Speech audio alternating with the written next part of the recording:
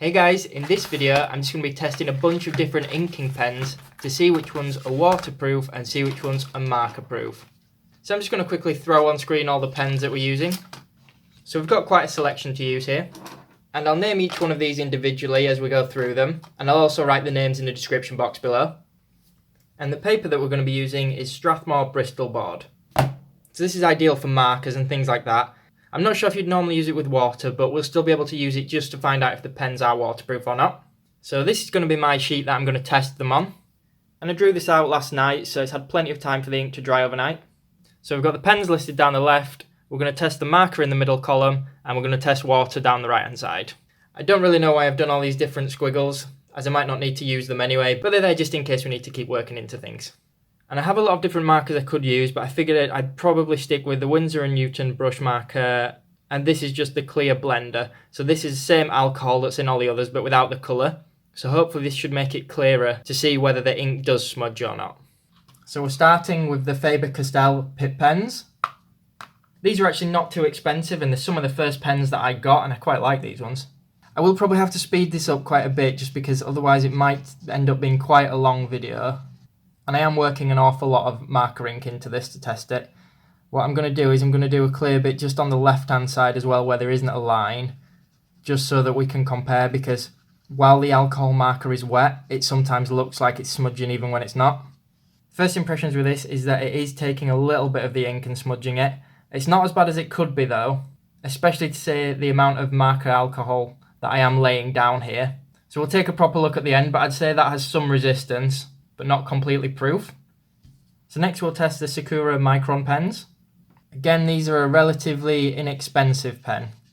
What I might do is lay it down thicker on the right hand side of these lines and then just fade it out a little bit as I come to the left so that you can see the difference the amount of ink will make on it. So the Microns are widely used with Copic markers and other alcohol markers. They are really popular. Depending on how neat you are with them, they're definitely usable with them. But when laying it on heavily like I have just done, it definitely isn't completely marker proof. So next we've got these Uni-ball Pin Fine liner pens.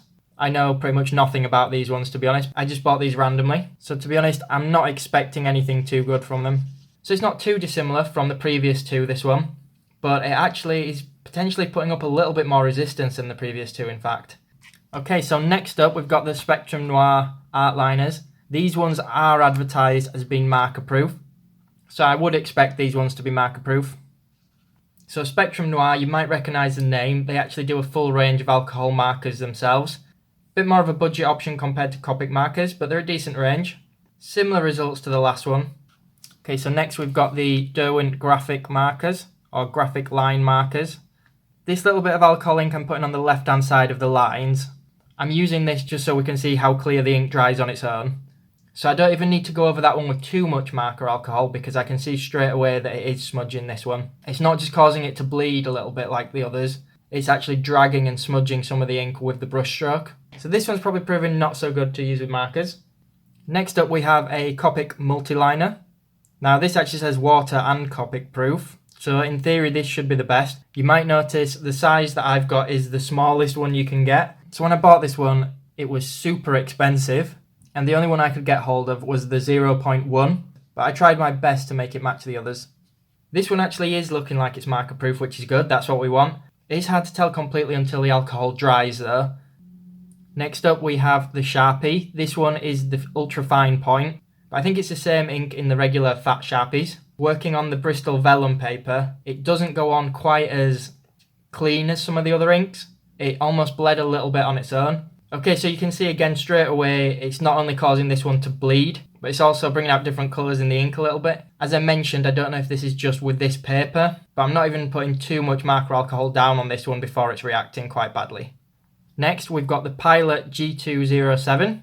This pen is not one I would have thought to use as a marker proof pen, but someone recommended this to me, so I figured I'd give it a go. The ink does seem to be good, but maybe not quite as smooth as some of the others. So first impressions with this one, the alcohol does not look to be bleeding. We'll wait for it to dry to compare properly. Okay, so this one is definitely winning so far in terms of being marker proof. Next we've got one that I won't even know how to pronounce, the Kuretake. So on Amazon it's called the Kuretake Sumi Brush Pen number 8. So this one is obviously a brush pen, so getting a thinner line was a little bit more difficult. You can see how messy the squiggly pattern is and how fat it is. Wow, this one's actually looking like it could potentially be marker proof. I wasn't expecting that at all. Next we have another one that I do not know how to pronounce. So this one here is the Tombow Fudenosuke. You'll notice that with the Fudenosuke that I've listed one as a hard brush pen and one as a soft brush pen. I would say they're both hard brushes, but this is just the way they were listed on Amazon when I bought them. And because I can't read the symbols on it, it's harder to differentiate between the two. So this one's actually a little bit disappointing because I was told that this one was quite marker proof, but I've barely had to touch the page to make it smudge, so that is a bit of a shame. So this next one that we already mentioned, the Tombow Fudenosuke. So this one has a black barrel.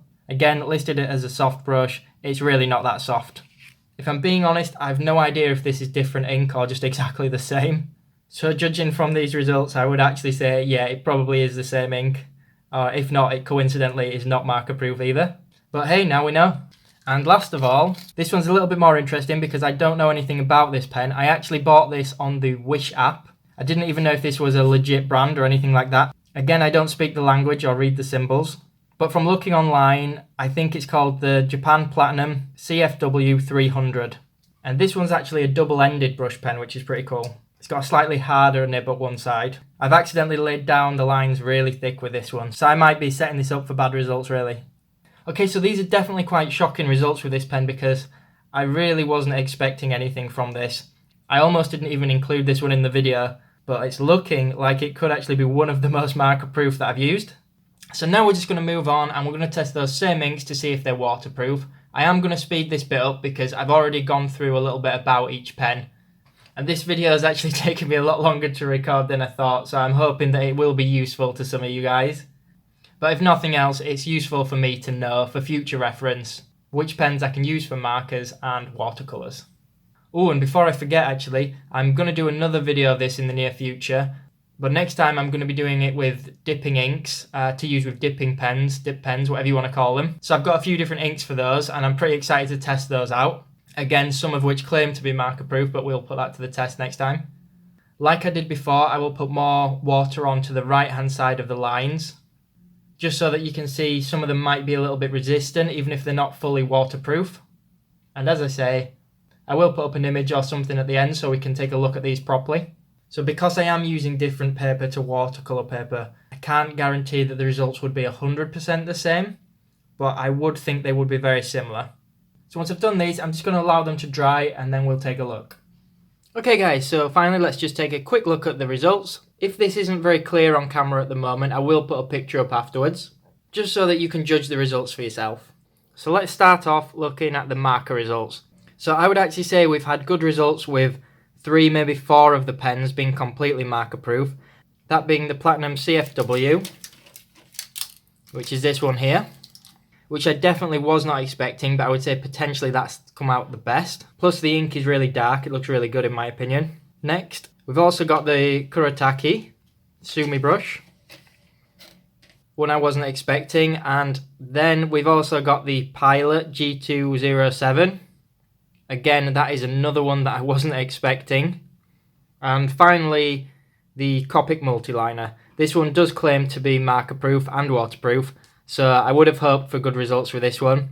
I would say I have got good results, almost as good as the other 3, but I think the other 3 are actually a little bit better.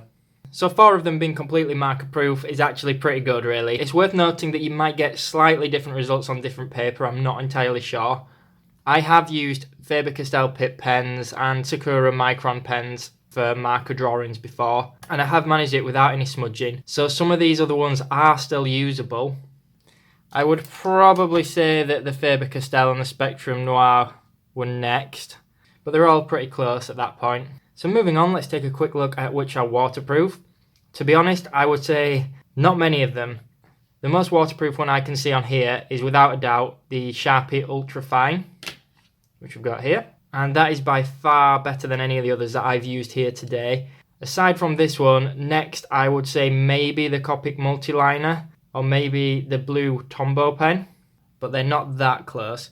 I am sure that you could use a number of these other pens in your watercolour pieces without ruining it though, but you'd maybe just have to be a little bit more careful. So there we have the results individually.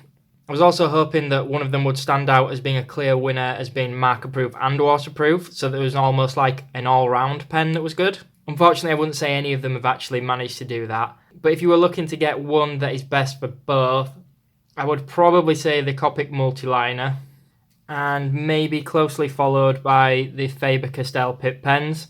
Again, they're far from completely resistant, but they are still usable. So if they're all you've got, don't worry too much about it. So that's it, guys. I hope you found this video useful. It actually ended up taking me a lot longer than I thought. You can see the results on the screen now to make up your own mind as well. If you did enjoy the video, please hit the thumbs up button and be sure to leave me a comment below. And also, make sure you hit subscribe for more content. Thanks everyone.